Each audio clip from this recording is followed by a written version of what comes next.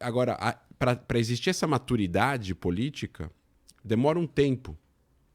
E esse tempo, talvez, ainda está sendo construído. Ainda está rolando. Vai existir algum momento que o presidente palestino vai morrer, porque ele já tem 87 anos. Qual é a minha visão? E disso eu escrevo no meu doutorado, que eu estou escrevendo, que tem a ver com a paixão pela causa. Uhum. E tem a ver com a escola de psicologia. A gente vê isso não só nessa questão, mas nessa questão...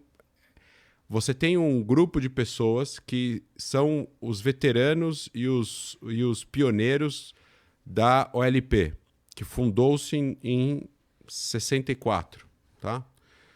Como Organização para a Libertação da Palestina.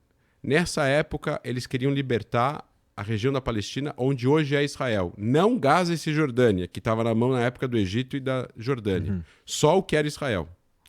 Quando Israel conquista Gaza e Cisjordânia, eles passam a querer libertar, entre aspas, tudo, e depois que chegou nos acordos de Oslo em 93, 94, eles querem libertar Gaza e Cisjordânia. Beleza.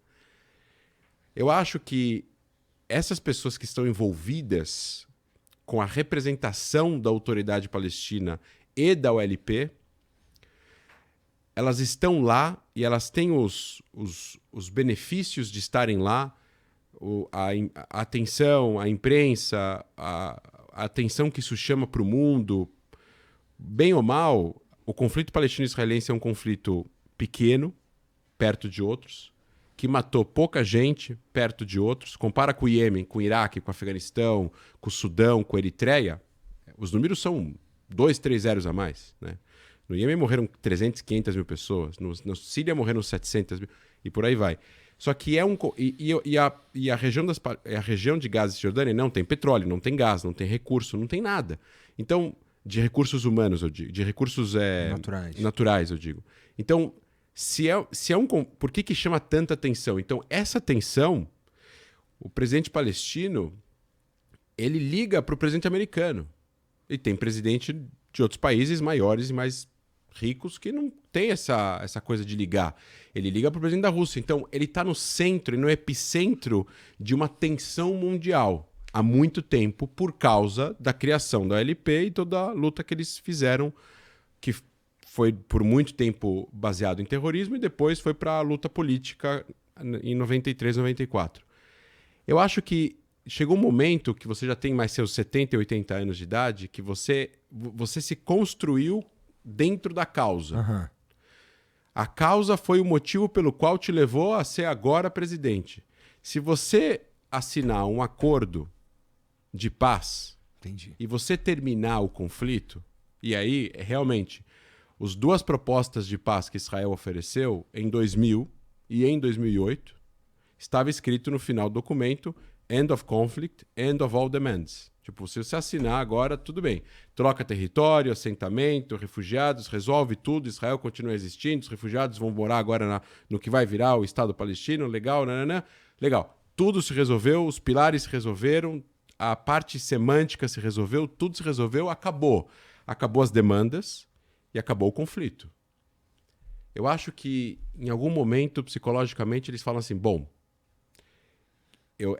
é too big for me, né? Eu vou encerrar um conflito que tem 70 anos, mais, e a partir de agora a gente vai ter que procurar construir o país e não tem absolutamente mais nada que a gente possa exigir do mundo e nem de Israel. Uhum.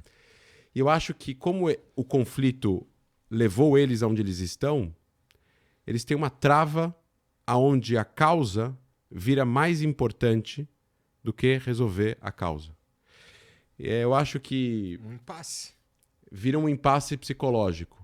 Eu não quero comparar, mas se você for pensar agora, por exemplo, tem muitas pessoas que são muito apaixonadas por causas. Uhum. Se você pudesse apertar um botão agora e essa causa está resolvida, muitas pessoas teriam que se reinventar. Se reinventar, do zero. Agora não existe mais câncer, crime, viciados em drogas, nada. E você está lá há 40 anos nisso, entendeu? E aí, de repente, todo o teu trabalho desaparece. Desaparece porque não precisa mais. Então, por um lado, você está satisfeito, por outro lado, agora você vai ter que fazer outra coisa da vida.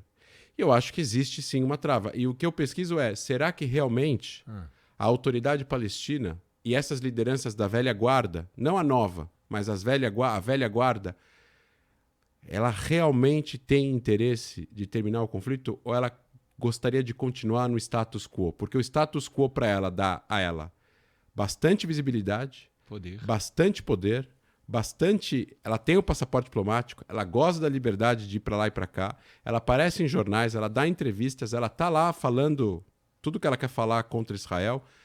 Ela ainda é vista pelo mundo como aquela parte necessitada. Ela não tem a supervisão de todo o dinheiro que entra do mundo e rola uma corrupção imensa na autoridade palestina. E ela não precisa se comprometer em assinar um acordo com Israel e ter que enfrentar a oposição em casa. Então é uma posição confortável. E é isso que eu acho que trava resolver o conflito em relação ao Hamas, em relação enfim, por que a autoridade palestina até agora não condenou o Hamas? Condenou em uma carta para o Macron agora, 20 meses depois.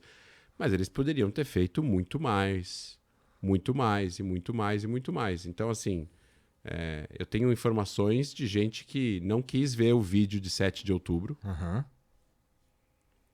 porque não quer, porque não acredita que aquilo lá é um vídeo falso, que não teve, o Hamas não fez o que fez e tudo mais. Mas tem um vídeo e a pessoa não quer ver.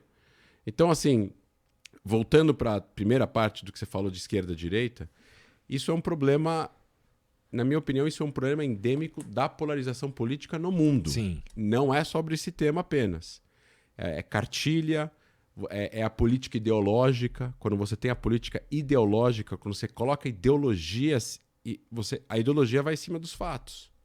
Então você vira e fala, ó, o Hamas matou civil, não eram civis. Aí você mostra o vídeo manipulado. Aí você mostra que o vídeo não é manipulado. Não, mas eles, na verdade, queriam matar... A pessoa sempre vai ficar... Então, assim... A esquerda, por exemplo, no Brasil, fala assim, as mulheres são estupradas, tem violência contra as mulheres precisam acreditar nas mulheres. Aí vem as mulheres israelenses falando, a gente foi estuprada. Não, a gente não vai acreditar nelas. Por quê? Porque fere um princípio que essas pessoas consideram assim. Eu tenho uma linha moral superior e, portanto, eu apoio as mulheres, a comunidade LGBT, e eu apoio os palestinos. Aí você fala assim, mas aí tem o Hamas e eles foram estuprar as mulheres. Dá um bug, porque ele precisa condenar o Hamas. Então, ou ele vai condenar o Hamas, e aí ele sente que ele está indo contra a causa palestina, e na verdade ele não está, ou ele vai falar que as israelenses estão mentindo. Porque é muito importante, inclusive, assim, nessa conversa inteira, que assim, existe o conjunto de palestinos. E dentro do conjunto de palestinos, nós temos o conjunto Hamas. O Hamas goza de bastante apoio por N motivos sociais, é quem está lutando contra Israel, eles entendem Israel ser o opressor deles, então se tem alguém atirando, eu vou apoiar quem está atirando. Pode ser que tem gente que apoia o Hamas, mas não apoia o que o Hamas fez. Da mesma forma que aqui no Brasil pode ter gente que apoia um governante, outro governante, mas não apoia tudo que ele fala, tudo que ele faz. Então... Parece a posição mais sensata, sim, no fim das contas. Mas tem gente que, por exemplo, a gente tem um instituto de pesquisa palestino e tem lá o professor, o Shikaki, que fez várias pesquisas desde o 7 de outubro, eu não lembro quando foi a última, mas o Yahya Sinwar, que era o líder do Hamas que foi morto por Israel, que lançou o ataque, ele ganharia as eleições do Mahmoud Abbas, que é o presidente da autoridade palestina, se tivesse uma eleição. Ou seja, os palestinos estão dispostos a votar nele, que é um arquiterrorista que matou milhares de pessoas, matou palestinos, inclusive, quando ele era, antes de ser preso por Israel, ele matou dezenas de palestinos, da forma mais bruta do mundo, ele amarrava os palestinos nos carros e saía com os carros acelerando a 100 por hora em Gaza, e votariam nele. Então, assim, há que haver... Agora, existe muita gente em Gaza que fala que votaria nele porque eles ainda estão no poder e tal. Se eles deixam de existir... Tem cada vez mais vozes em Gaza que falaram, a gente não quer mais votar no Hamas. O Hamas só trouxe caos para nós. E trouxe. E, de novo, Gaza era um lugar, antes da guerra, você pega vídeos, a propósito, as pessoas ficam falando que era uma prisão em céu aberto, mas hoje elas ficam mostrando de uma Gaza maravilhosamente linda, com shoppings, com comércio, com loja de carro, com tudo. E, inclusive, tinha triplicado o número de pessoas de Gaza trabalhando em Israel. E essas pessoas perderam tudo isso. Perderam tudo isso por causa da guerra que aconteceu após 7 de outubro.